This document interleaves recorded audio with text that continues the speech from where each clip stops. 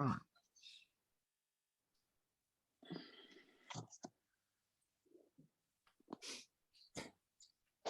Welcome, everybody.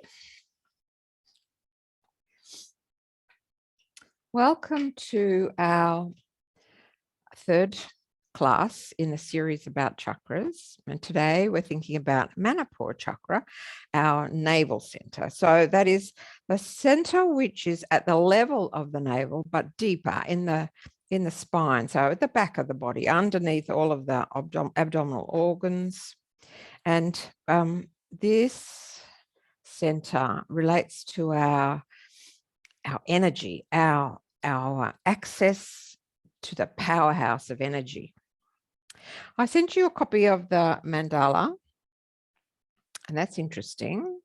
So we'll just talk briefly about that. The male deity is called Rudra, and he's generally depicted as a quite elderly, sort of grey-haired, wizen-faced, thin, emaciated figure.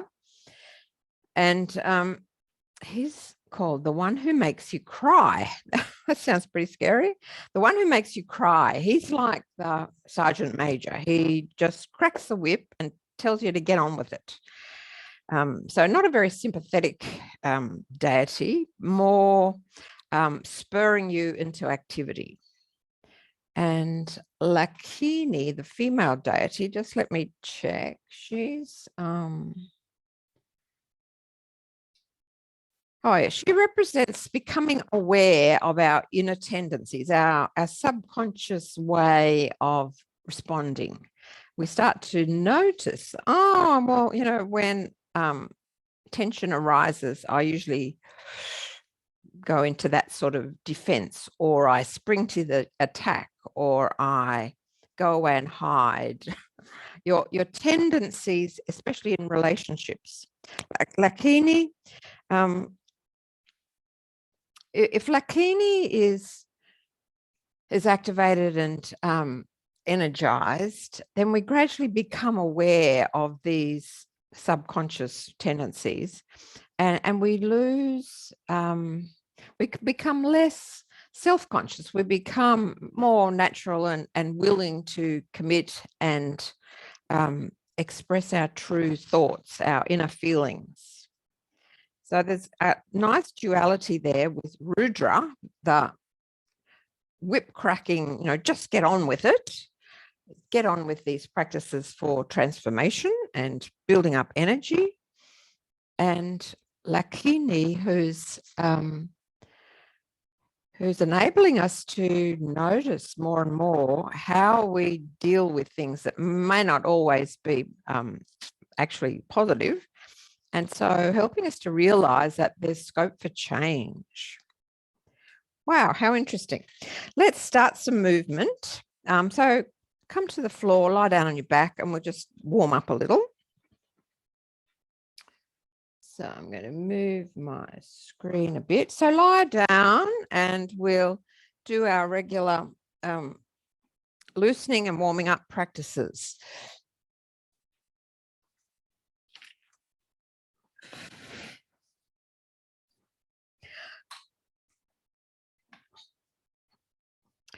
So just for a moment, feel the support of the floor underneath your spine. Make sure you're pretty symmetrical. And take a few slower breaths.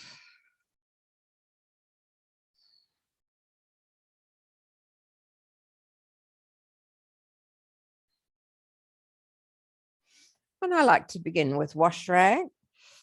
It just feels such a pleasant way to get into some warming up the muscles and loosening.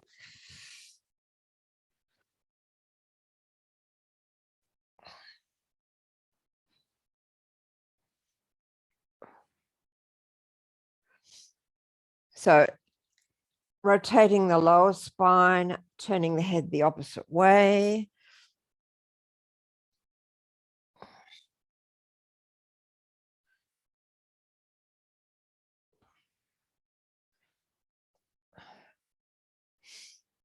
And then come back to neutral, that comfortable resting position, feet flat in front of the hip joints. And place your hands against the front of the knees, lift your feet from the floor and press. So knees are pressing into hands, hands are pressing into knees. So there's a bit of waking up of the abdominal core. And then we'll inhale, reach back with the right arm, left foot to the ceiling. And then exhale, come back and press, hands into knees. And then inhale, opposite limbs, left side, opening and lengthening, and press. Do that a few times.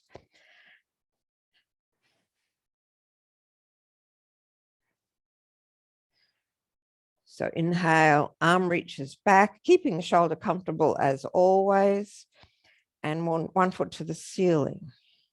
And if you wanted to make it more strenuous, you could drop the leg all the way down towards the floor. So just hovering above the floor.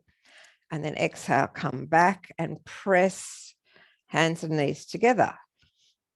So if you prefer to take the foot to the ceiling, that's fine too. Just keep working with your version. Either leg dropping out down towards the floor or foot to the ceiling.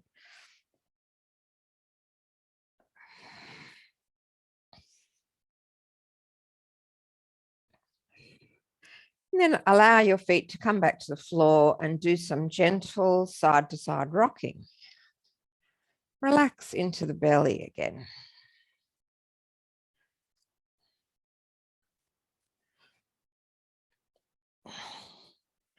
And then roll yourself over to sit. If you like to sit on a blanket, that's fine. We're going to do a little seated Agnisara. So just sitting upright, cross-legged or straight-legged, either way, or on a chair if you prefer. Agnisara is that fanning the inner flame practice where we put a bit of oomph. We're following the instructions of Rudra, the taskmaster, the sergeant major who wants you to get on with it. So sit up tall. We're going to do a long, slow exhalation. And hands are going to squeeze around the waist. So spread your fingers and thumbs so you can tuck in under the ribs. And on the exhalation, we're going to squeeze and massage the abdomen below the navel and let the sound out with a shh. So let's try that. Inhale, sitting up tall, your hands are pressed in around the waist. And then exhale. Shh.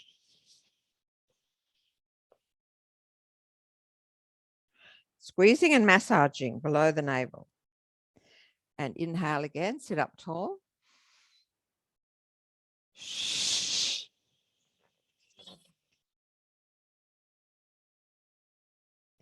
So use your fingers to jiggle into the belly. We'll do twice more. Inhale, sit up very tall. Exhale. Shh.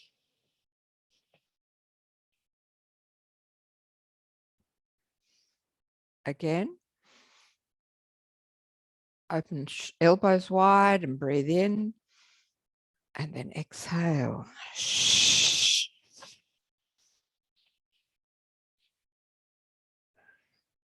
And then just relax. Hands come to knees or by your side. So we powerfully contracted the transversus abdominis and added a bit of emphasis and focus to the navel concentration, fanning that inner fire of processing food, of boosting our energy, giving us access to energy over the whole body.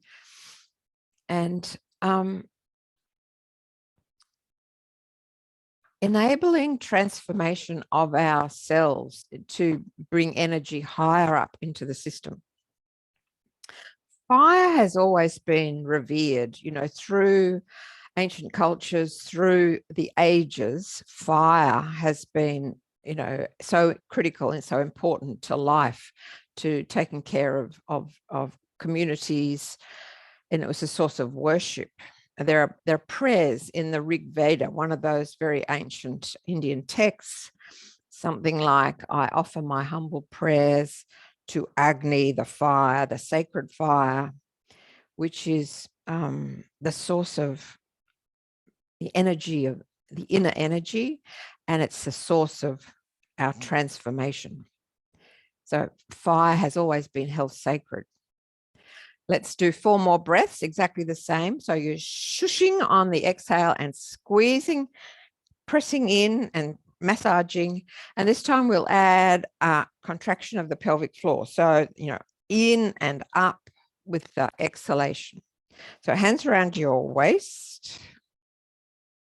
Inhale, open and breathe in tall. Exhale.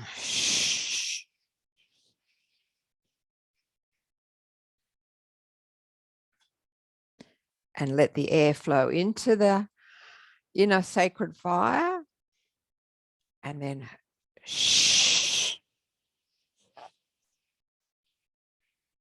massaging pelvic floor drawn up. Twice more like that.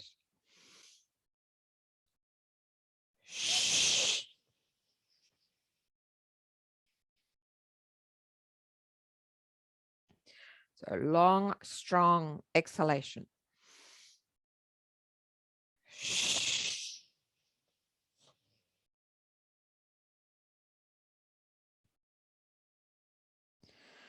And then release. And place your palms flat on the floor or on the seat of your chair if you're sitting in the chair. Just get that feeling of being grounded, stable again.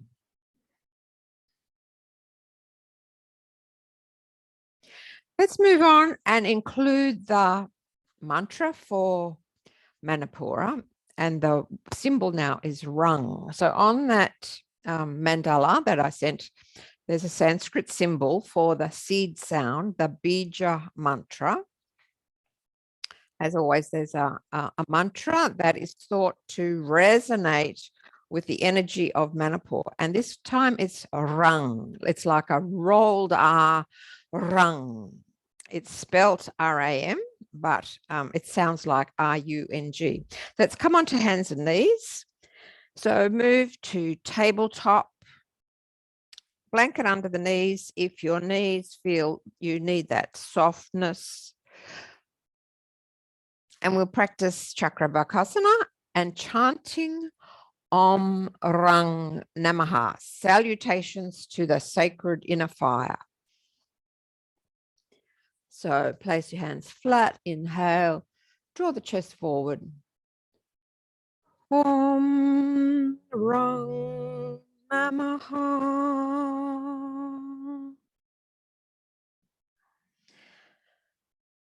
Ease your way forward. Om Rang Namaha.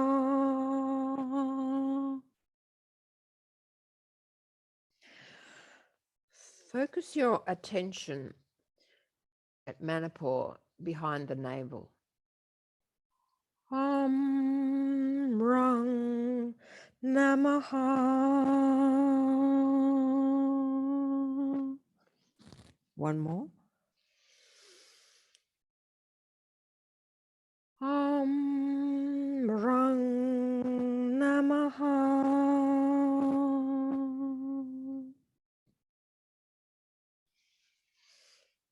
Pause there in child's pose.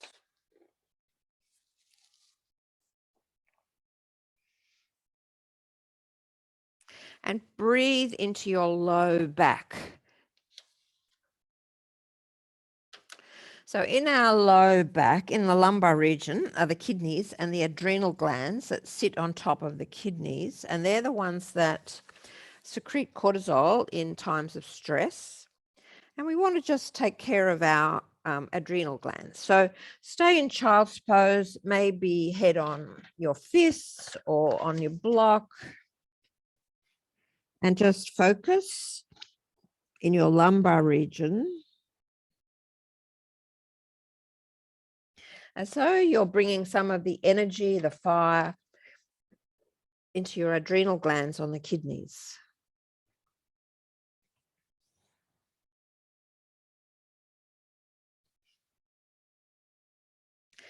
And then we'll come up to stand. So I'll clear my mat. And we'll practice a version of Warrior One. Warrior One is so versatile.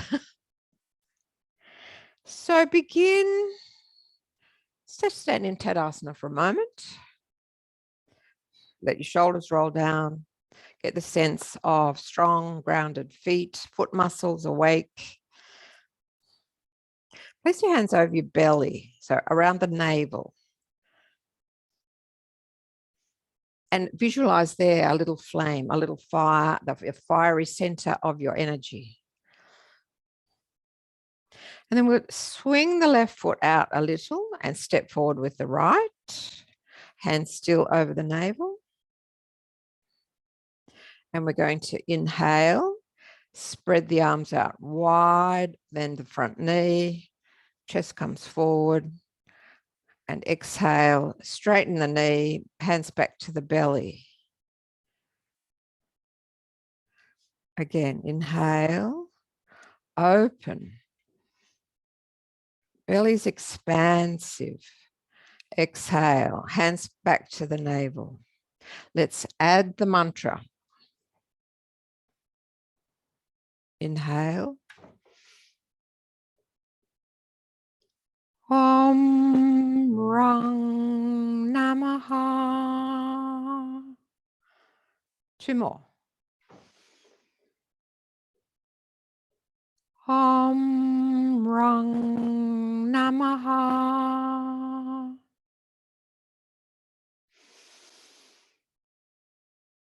Om Rang Namaha. And then hands to your thighs, the sides of the legs, and then reach around behind your back, holding elbows. We're going to slowly fold downwards. Bring your trunk parallel to the floor. A few breaths there. Just making sure your feet are wide enough apart so that you feel stable. And then we could take the left hand towards the floor, maybe fingertips to the floor or to your ankle, and let your right hand stay behind your hips and turn your chest a little to the right.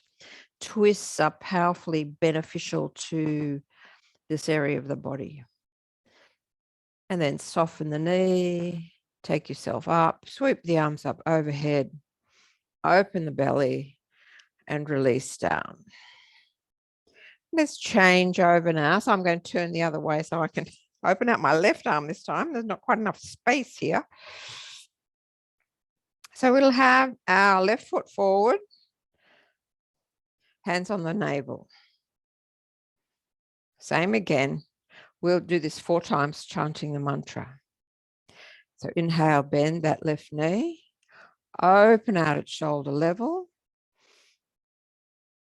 Om Rang Namaha. Chest forward, belly long. Om Rang Namaha.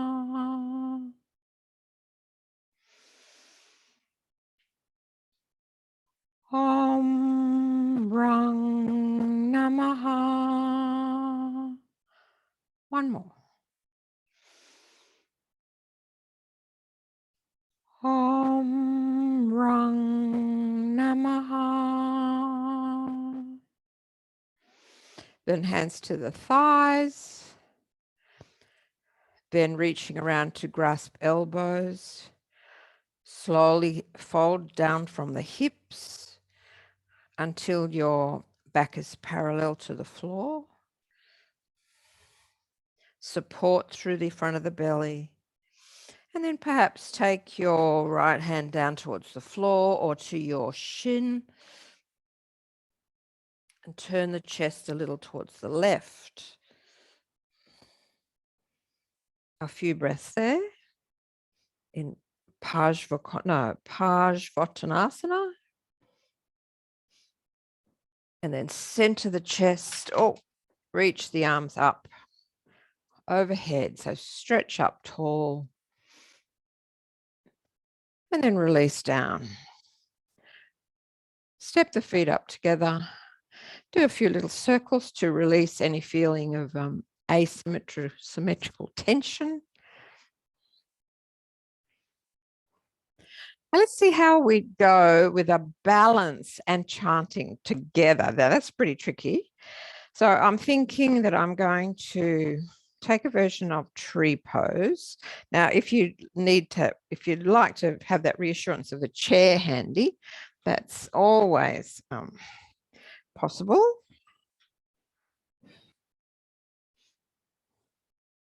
So maybe you're standing on your right leg, left sole on your shin, or you could have your toes, your left toes just tipping on the floor to give you that steady balance.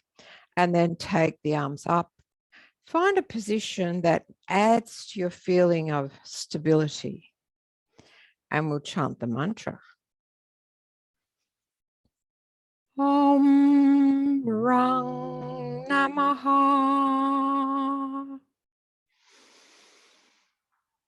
Om Rang Namaha. One more. Om Rang Namaha. Lower the arms down, big shoulder shrug. So, any balance requires a degree of support and control, which is going to tap into the energy and power around the navel center. Let's go on the second side. Just moving my chair over, just a reassuring prop there. So your version of tree pose with the mantra 3 times.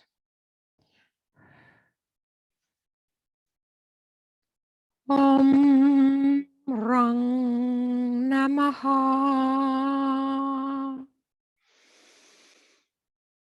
Om Rang Namaha. Om Rang Namaha.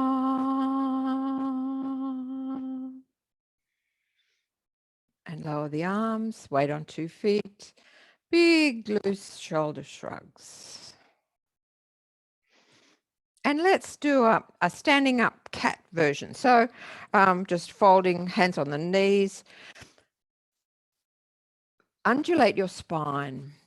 Inhale, bring the chest forward and the pelvis tilts back. And then exhale, drop the tail down to the floor, chin to chest, and lengthening in your lumbar spine. Do a few like that. Inhale. Open up the shoulders. Chest forward. Exhale. Tail down. Chin to chest. Lengthening and rounding. 2 more.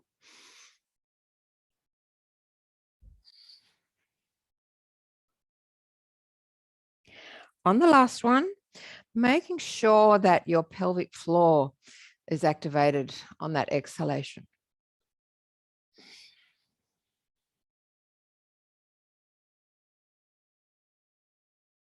Hold, hold, hold. And then release, shake out. Give the legs a bit of a flick.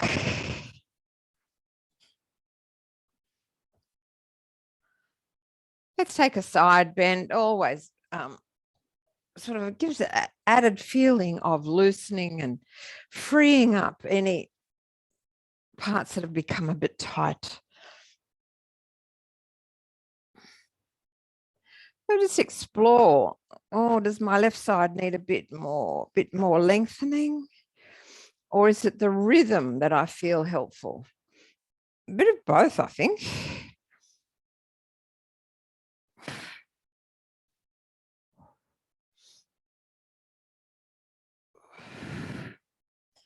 Our next movement is to take a back arch, then a forward bend, and then a chair pose.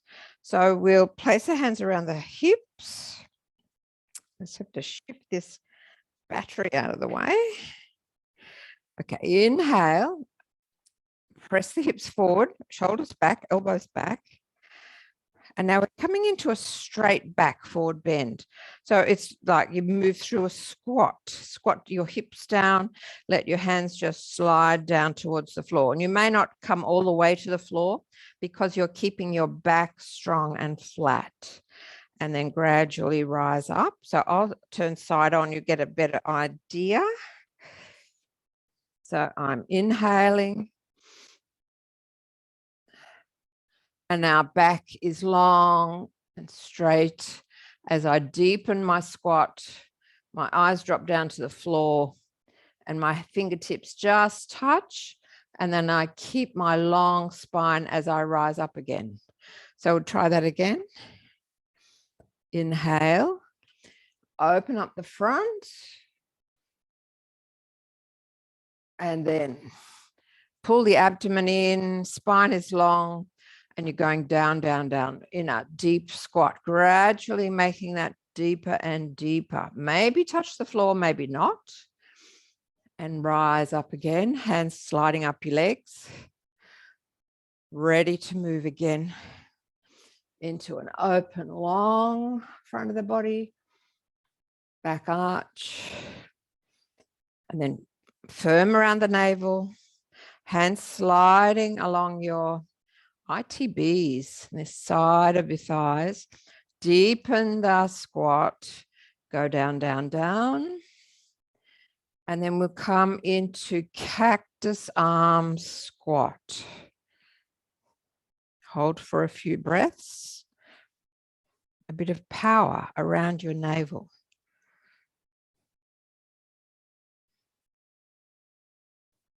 And then release arms down, take a little loose Chakrasana.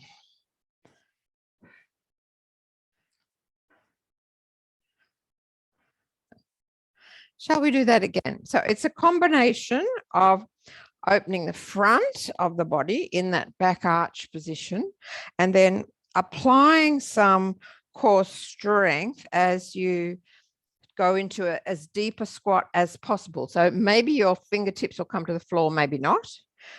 What's important is switching on the trunk support as you move down. So let's try that a couple of times. Hands around the pelvis, back arch, lengthen. And then palms on the sides of your thighs, begin squatting, drop your shoulders, firm the abdomen, and slowly down into as deep a squat as you can accomplish. Maybe all the way to the fingertips to the floor, maybe not. And then slowly opening up again, ready to repeat the back arch. Open, open, open. And just like Rudra, the one who makes you cry, oh, as powerfully as you can, he's cracking the whip, encouraging you to train yourself to increase that inner fire. Back arch, firm, long squat. Your spine is long and your gaze just gradually comes down towards the floor as you move into that deep, deep squat and then rise up. Let's do that one more time. Thumbs pressing in, open in the back arch, Lots of change of shape in the belly. Great for our digestive system. Long spine. So we're not rounding the back, but keeping it long and strong. Supporting across the front. Deep, deep, deeper still. Go down as low as you can. And then we're going to straighten up slowly. Take your arms out into cactus arms. A few breaths in the squat.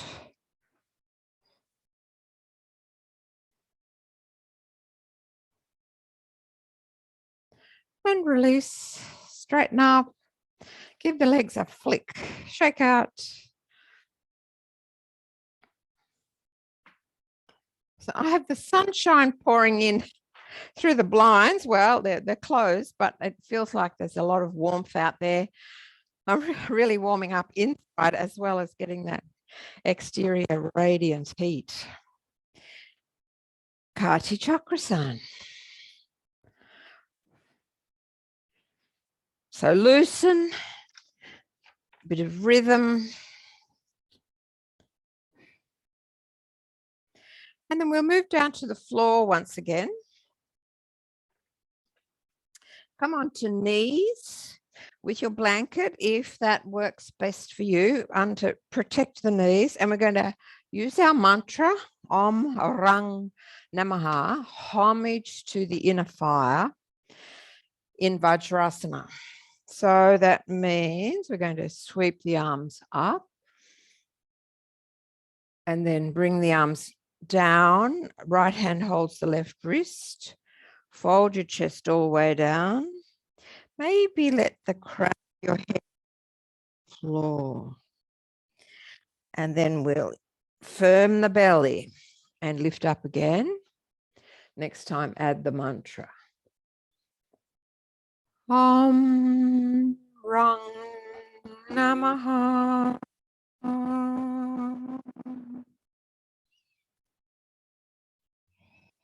So it seems like a long way, a long breath. Inhale, lift up, touch overhead. Om Rang Namaha.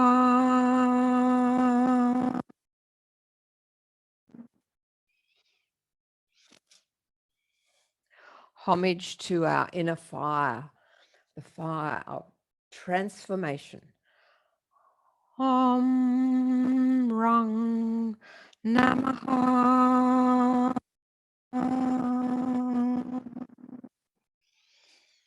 And one more.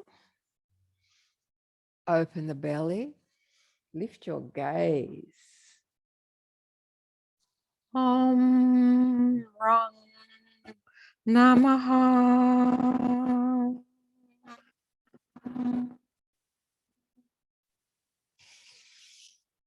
And then take yourself to life completely flat. Just pause there for a moment.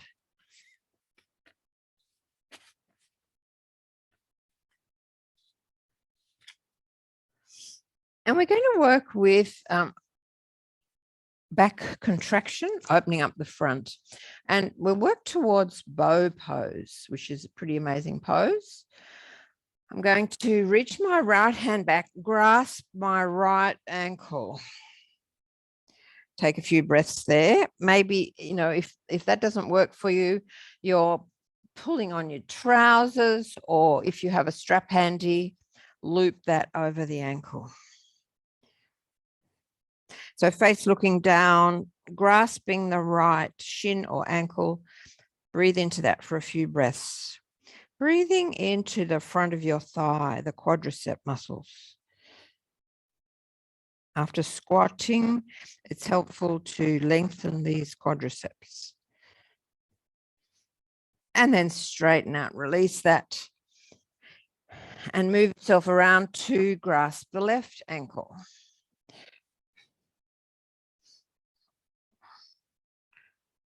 So you feel a sense of stretching, maybe holding on to the leg of your trousers or with a loop of your strap. Take a few breaths there.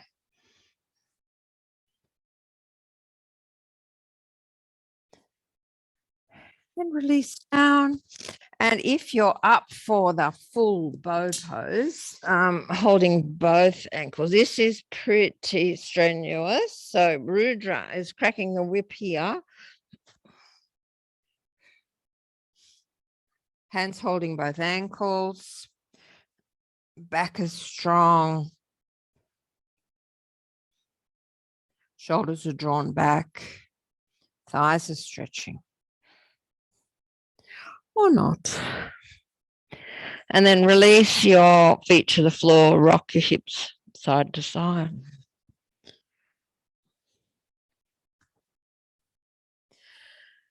And then I'm going to take my blanket and make a not very high roll. So I've folded my blanket in quarters, and I'm going to just let my belly rest on that. So it's right on my breakfast, my navel, just below the navel. And I'm just rocking from side to side. So my hips rock. There's that little raised blanket support underneath the soft abdomen.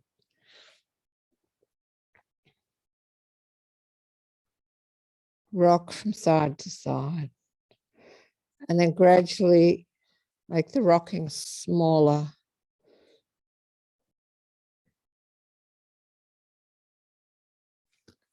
And then gently let that go. Come to stillness.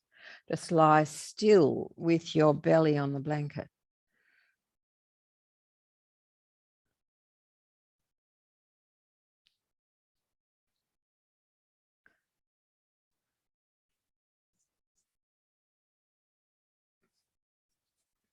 And then we'll roll over to lie on the back. No blanket at all. Maybe that's doing its job. So lying out flat, pause there.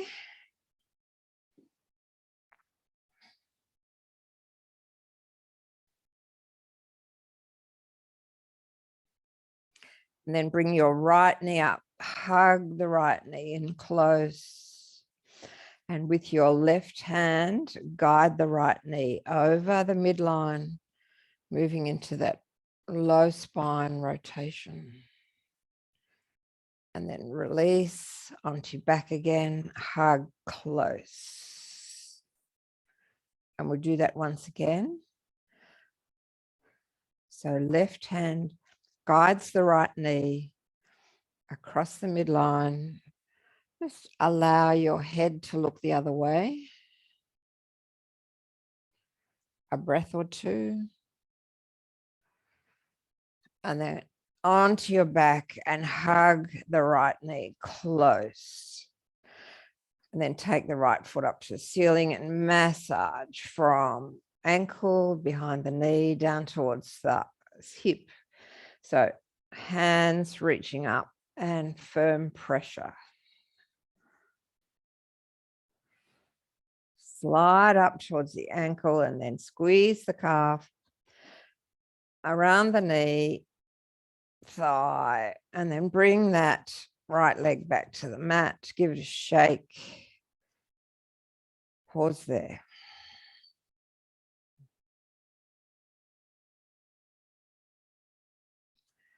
And then same with the left leg. So hug the left knee in. And then use your right hand to guide it across the midline. Lower spine rotation. Feel the rotation in your abdomen. And let it go. Hug the knee in close. So this big surging movement into the belly is very helpful for digestion, for promoting the activity of your lining of your bowels. Get some peristalsis happening, you know, the movement of waste through the gut. It's helped by lower body movement. Let's do that one more time. So left knee over towards the right. Feel your belly turn. And let it go. Roll onto your back again and squeeze in. So we did the right side first to enhance the passage of waste on the ascending colon. And then we did the left side compression to encourage the movement down towards the rectum. Pause there.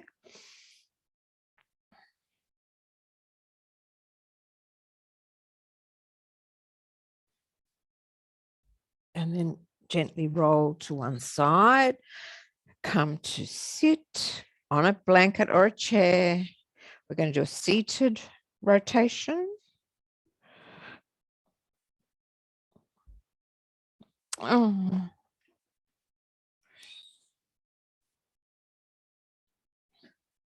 So sitting upright.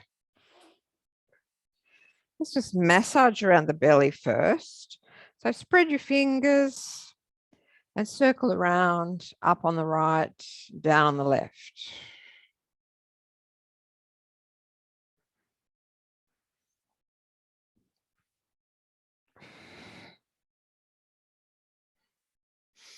And then keep your left foot low and bring the right foot around in front of the knee. So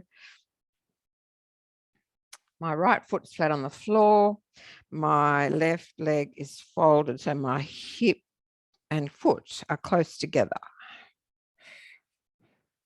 And both hands are holding around the shin, and I'm sitting up tall. So your right thigh, if you can, squeeze it in towards the belly, maybe, lifting your knee up a little higher. So your right side of your belly is pressing against the right thigh. And then we're going to hold on with the left hand and reach the right arm up to the ceiling and turn and look to the right. And then exhale, lower the arm down to the floor. Well, let's do that again. So left hand holding on the right knee. Inhale, right arm lifts to the ceiling and looking out to the right. Your left leg's pressing against the floor. And then lower the arm back by your side. We'll do that one more time. So left hand is holding and pressing the thigh and belly together. Inhale, sweep up. Lengthen your spine, open the chest. Exhale, release down. And then straighten out your legs. Push the legs out straight. Give a good shake. Let's go to the other side. So slide your right foot around and left over the top of the right knee. Two hands holding that shin while you sit up tall. So if you're sitting in a chair, you have to make up some other alternative. You're going to cross your knees over one another, like a figure four stretch. So now we have left thigh, left side of the abdomen squeezing in together. And then we're going to reach up the left arm, stretch and open the left side, and then lower the hand as you exhale. And we'll do that a couple of times. So maintain the compression on the left side. Inhale, stretch up. You could look up or you could look to the right, just a few different actions for your neck. And then release the arm down by side. So maintain the compression between left thigh and left side of your abdomen. And inhale, lengthen, sit tall. Exhale, lower the arm down by side. And then untangle, straighten out the legs. Let's do Paschimottanasana. So if you're sitting on the floor, it's a forward movement. If you're sitting in a chair, you're just going to bring your chest down towards the thighs.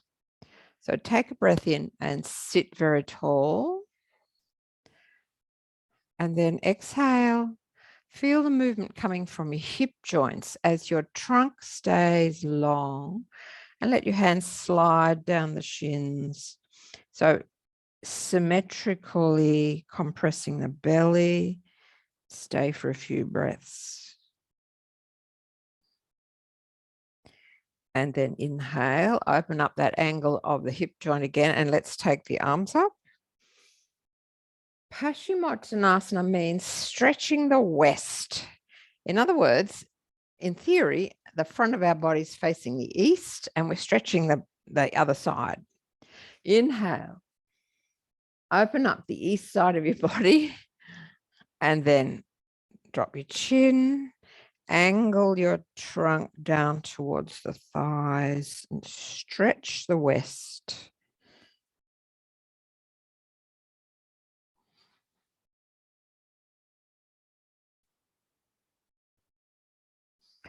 And last one. And you could mentally chant the mantra. Om Rang Namaha.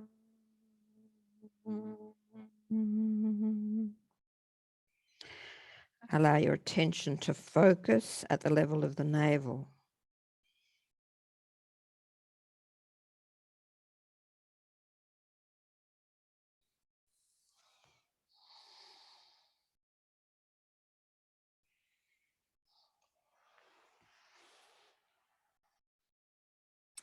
And then come to lie down flat for Shavasana.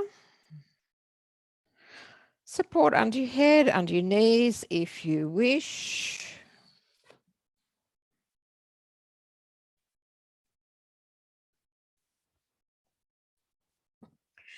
Extend out long.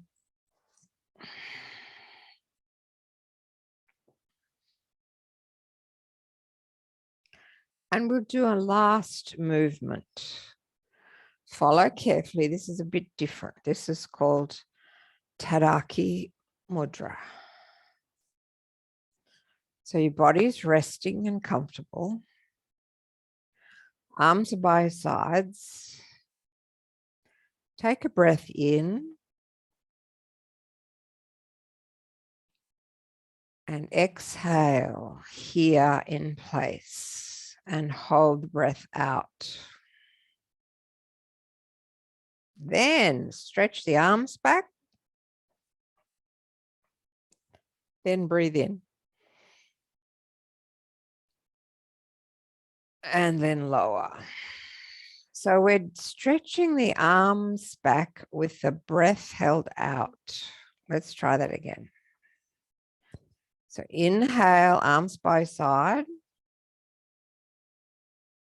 Exhale, arms by your side.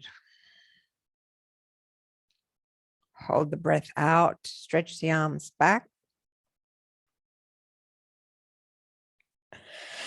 Then suck a breath in and release down. It's like we create a feeling of a vacuum in the trunk, in the abdominal cavity. We'll try it again. So we're taking the arms back with the breath held out after the exhalation. Inhale. Exhale in place. Keep the breath out, reach the arms back. And inhale. And then release down again. And just give your belly another little massage. And working your fingers right in towards the hip bone. So see if you can press into that inner surface of your hip bone and press in under your ribs. Feel the curve of the ribs and make your way across the midline and fingertips digging in under your ribs. You're just sort of working into the attachments of the diaphragm. And then jiggling your fingers in on the inside of your left hip bone. And do that a couple of times. So you're sort of kneading and pressing in where muscles attach to bones. Under the ribs, the curve of the lowest ribs. So dig your fingers in and inside the left hip ilium. And then just rest, hands on the belly.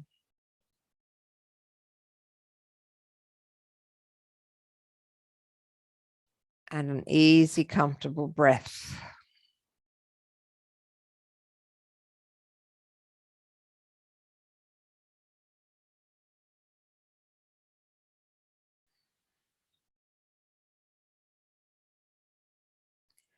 And do a few breaths where you actively pull the belly in on the exhalation and the pelvic floor.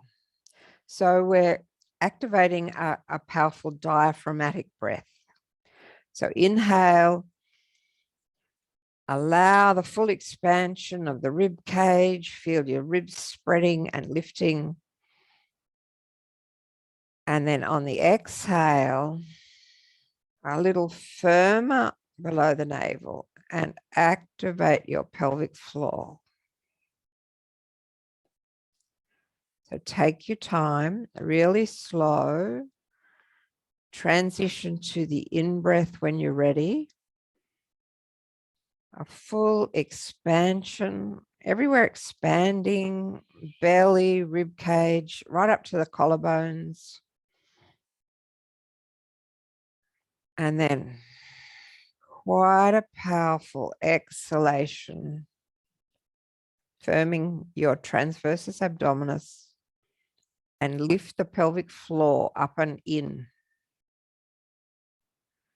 One more breath like that. It's like your whole abdominal cavity is energized, participating in the breath. Your lung cavity, your chest cavity, your abdominal cavity, everywhere energized and powerful. So exhale with some power. Just do it.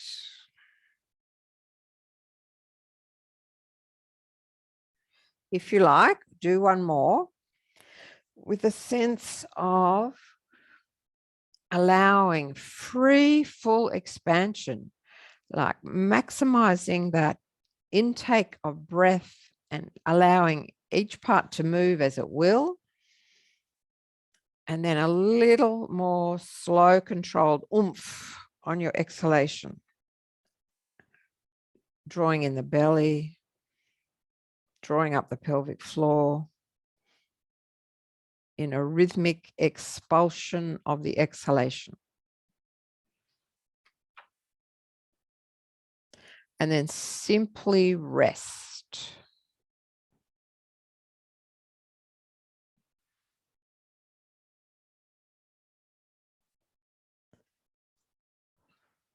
And feel the warmth.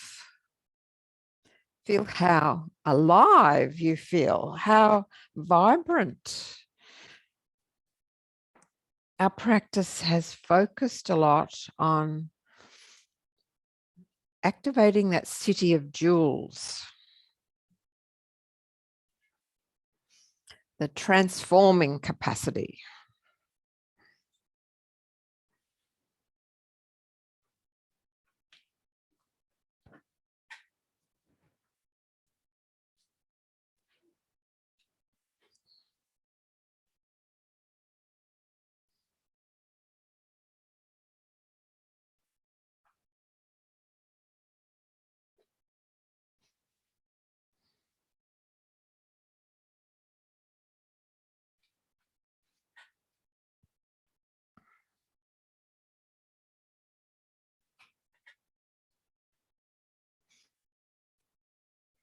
Easy, quiet breath now.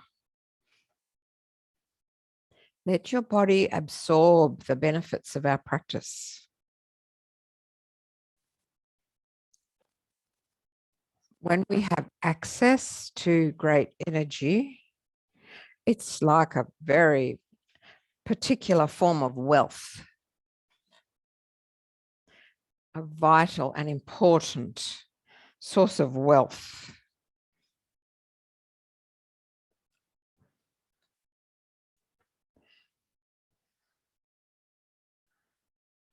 And this source of energy, which we can draw on whenever we need, is not only a source of energy to transform our food into the gold, the wealth of nutrition, but it's a fire to lift energy higher into the upper chakras.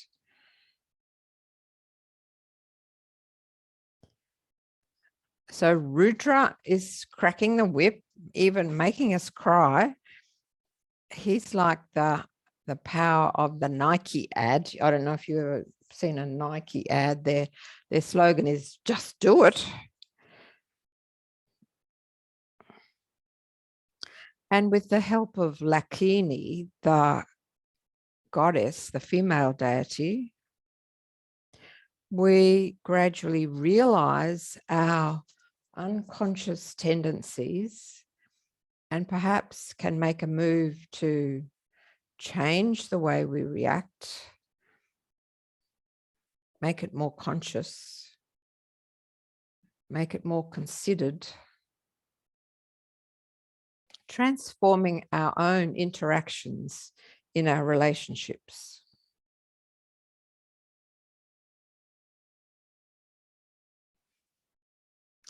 If the fire of Manipura Chakra is uncontrolled, way over the top, there could be a sort of effect of the fire eating into us, and we have neurotic tendencies. That's one possibility of overindulgence of Manipura Chakra energy.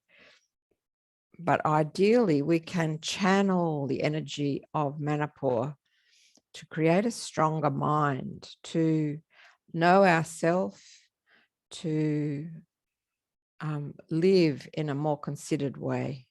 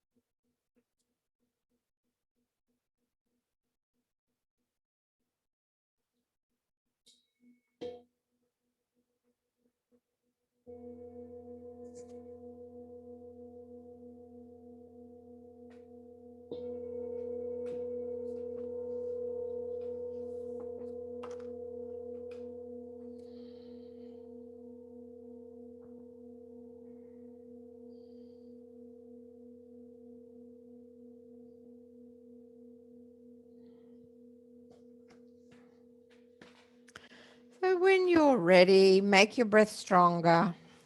Take some small movements. Bit of stretch. So come to sit.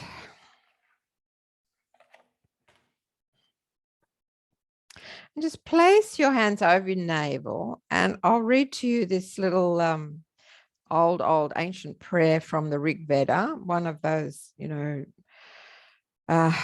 traditional, very ancient texts of India.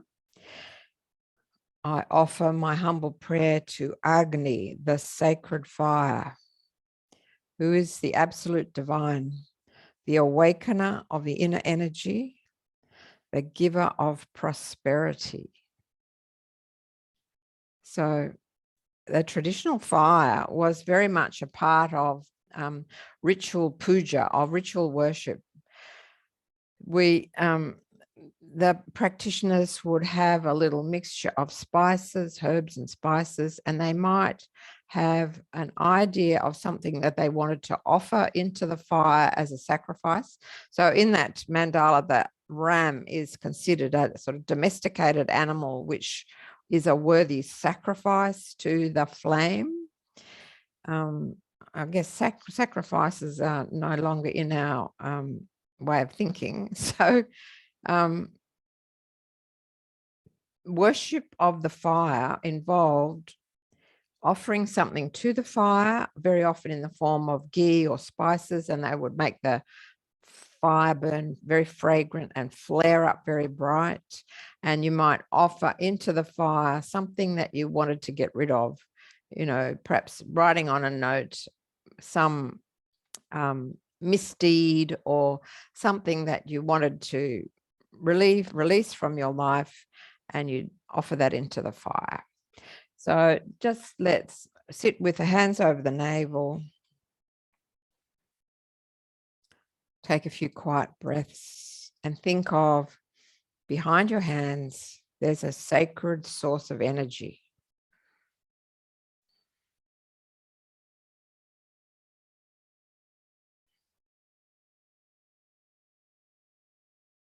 And this sacred source of energy diffuses everywhere throughout, particularly upwards towards the heart chakra.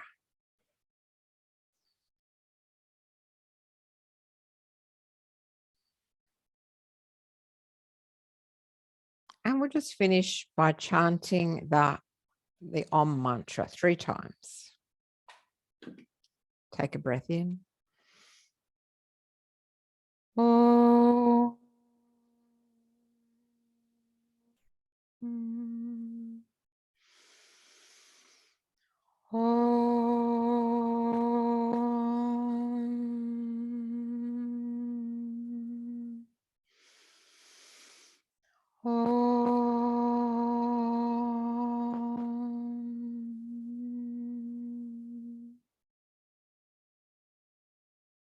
Om Shanti. Peace in your life. Om Shanti.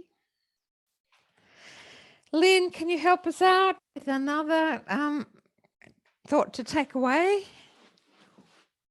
So Lynn is going to take us out today. Turn your microphone on, Lynn. I think it was Trish today, Pam. Oh, right. Sorry. No, it was Liz today. Oh, Liz. Wow. Good on you, Liz.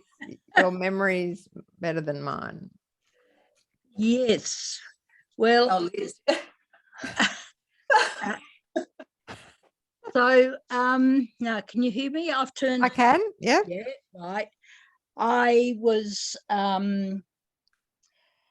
going to give a little talk on trauma following on last week's class about, and also to highlight how yoga can be beneficial to healing, which it most certainly can, and that has been researched, documented, commented on by traumatologists, people really who know the field.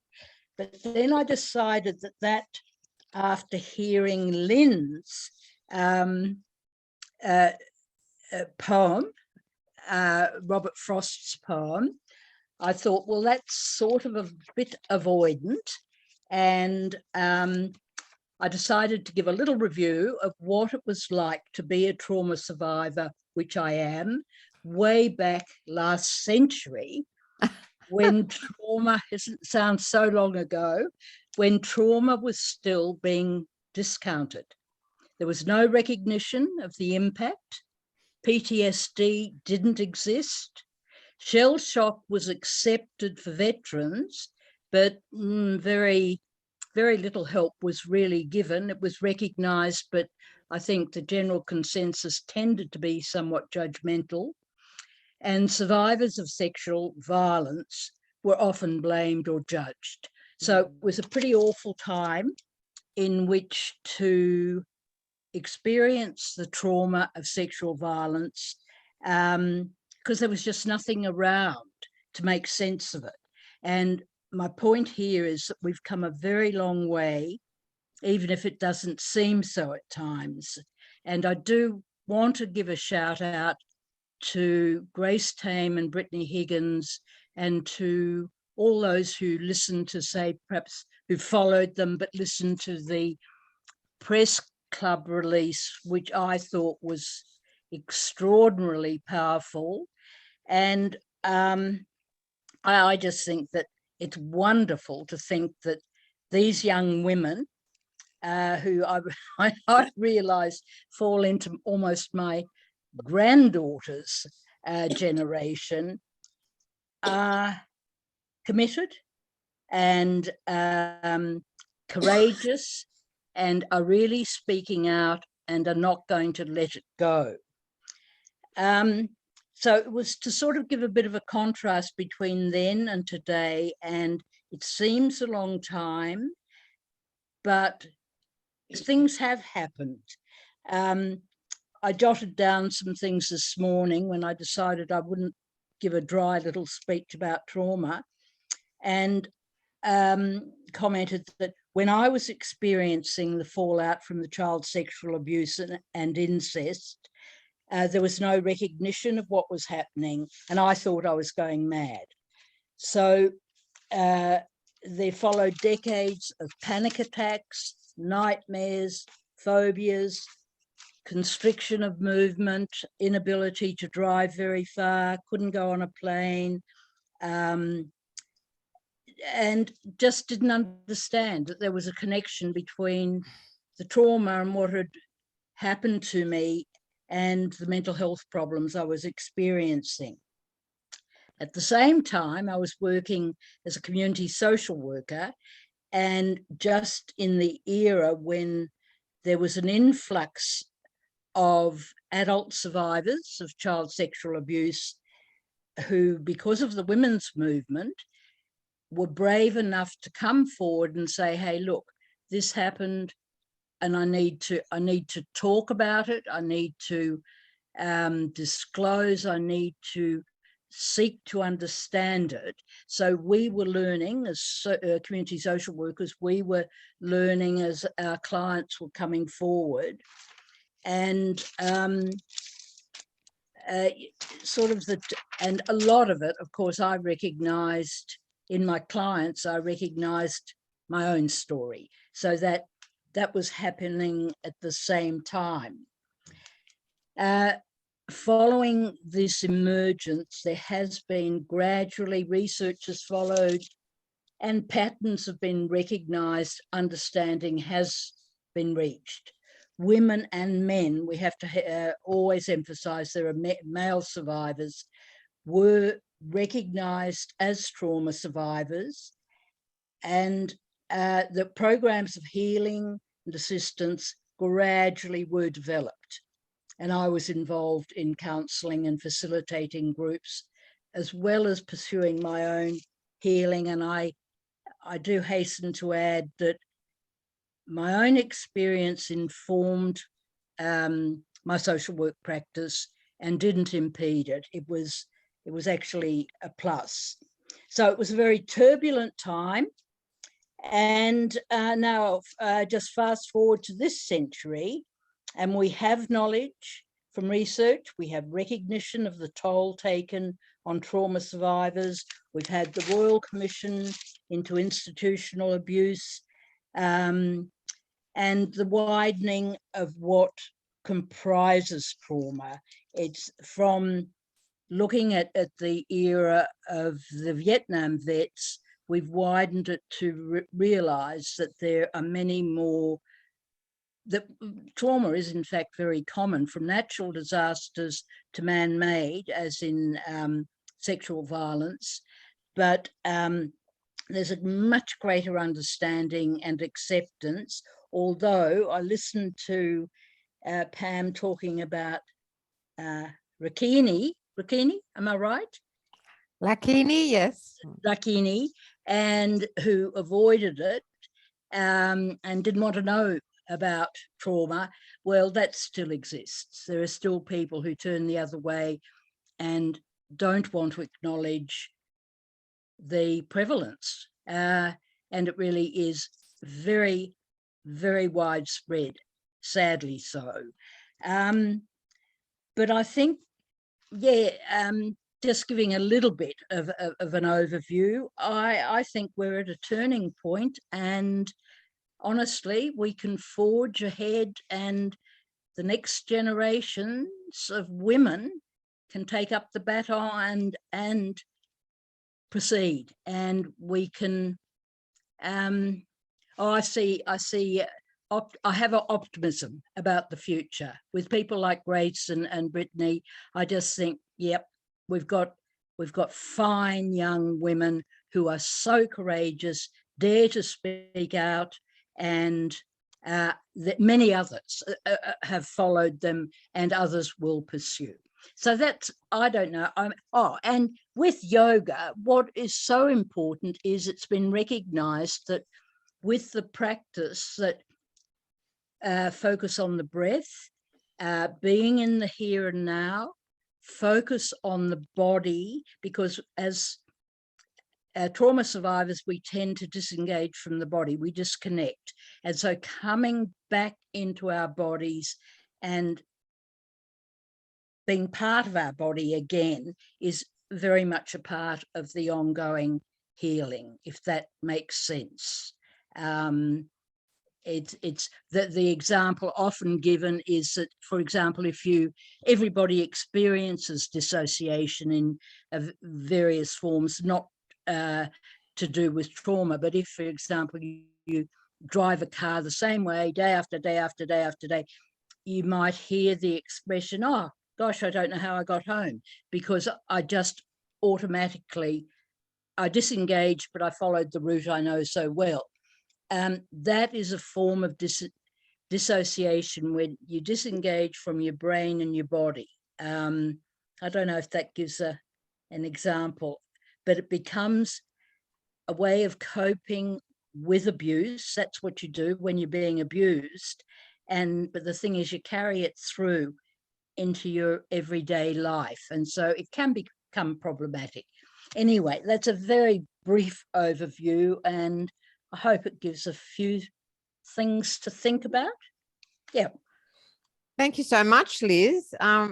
This is really pertinent to our little course of study of the chakras, and thanks so much for offering your experience.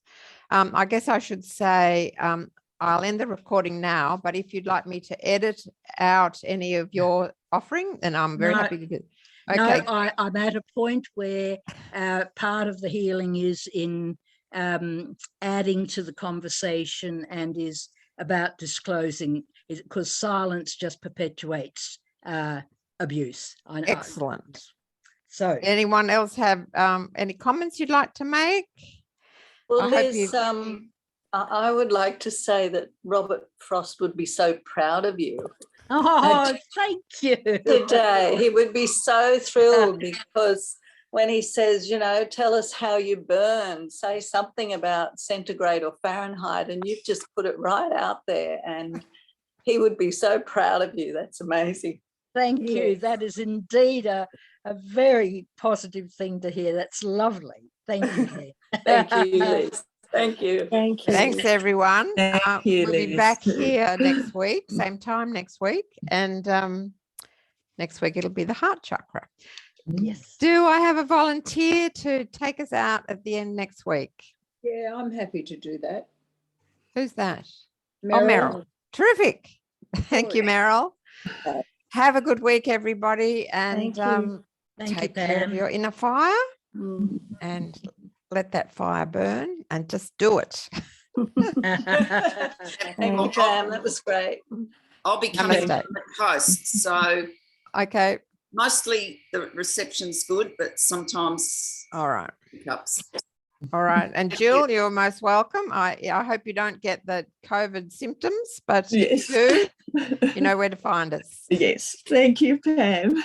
Om Shanti.